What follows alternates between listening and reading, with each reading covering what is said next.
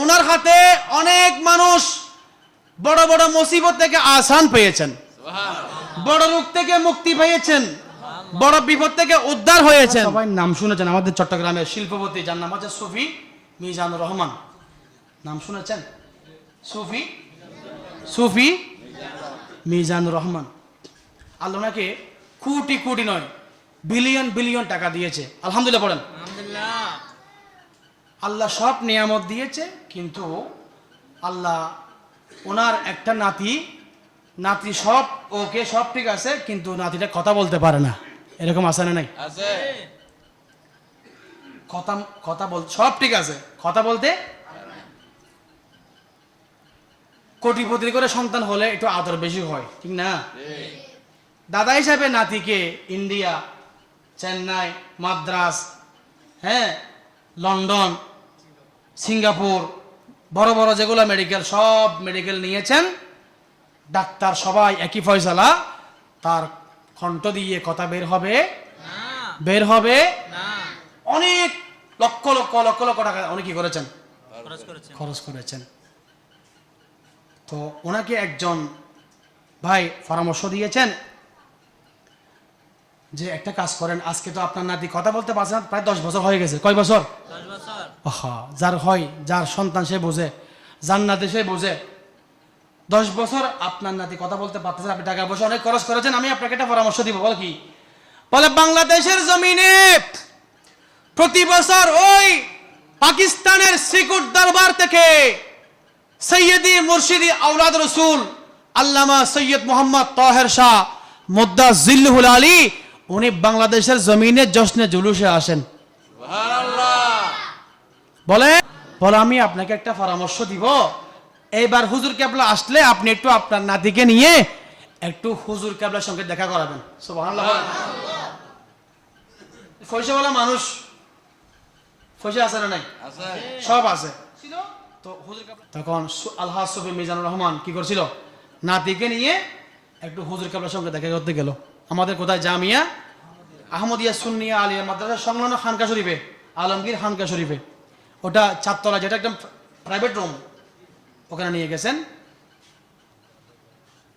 নিয়ে যাওয়ার পর আলহাজ সুফি মোহাম্মদ মিজানুর রহমান উনি হুজুর কেবলাকে বলতেছে যে হুজুর, আজকে আমার নাতি হয়েছে প্রায় 10 বছর, প্রায় 10 বছর হয়েছে, কথা বলবেন না, প্রায় 10 বছর হয়েছে আমার নাতি কথা বলে আমার নাতি কথা বলতে পারে না। হুজুর আমি আসছি, আমি অনেক জায়গা নিয়েছি, আমি সারা ওয়ার্ল্ড ঘুরেছি নাতিকে নিয়ে সুস্থ করার জন্য, লক্ষ লক্ষ টাকা ব্যয় করেছি, আমার নাতিটা ভালো হচ্ছে না।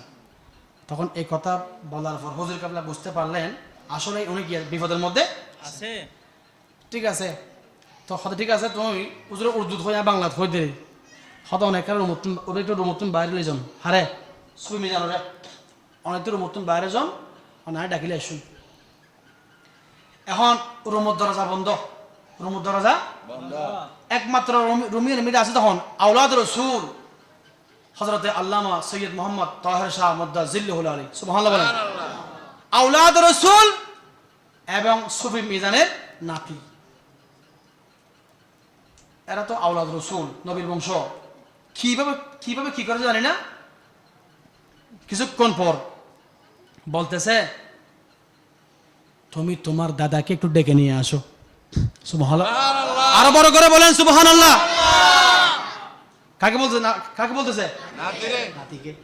নাতি কি আগে কথা বলতে পারতো? কয় বছর? 10 বছর কোনো আওয়াজ নাই। হুজুর কেবলা কিছুক্ষণ দোয়া দিলে, যাগুলো করে আমরা দেখি নাই, যেগুলো করেছে এগুলো করা, বলছে তুমি একটু কাজ করো, তোমার দাদুকে ডেকে নিয়ে আসো। সুফি মিজানের নাতি রুম খুলে, সুফি মিজান তখন অপেক্ষায় আছে, বলতেছে দাদু ভাই আপনাকে আওলাদ রসুল ডাকতেছে। আরো বড় করে বলেন সুবহানাল্লাহ। আপনাকে আওলাদ রসুল ডাকতেছে, নবীর বংশ আপনাকে ডাকতেছে। নাতির এই কথা শুনে সুফি মিজান তো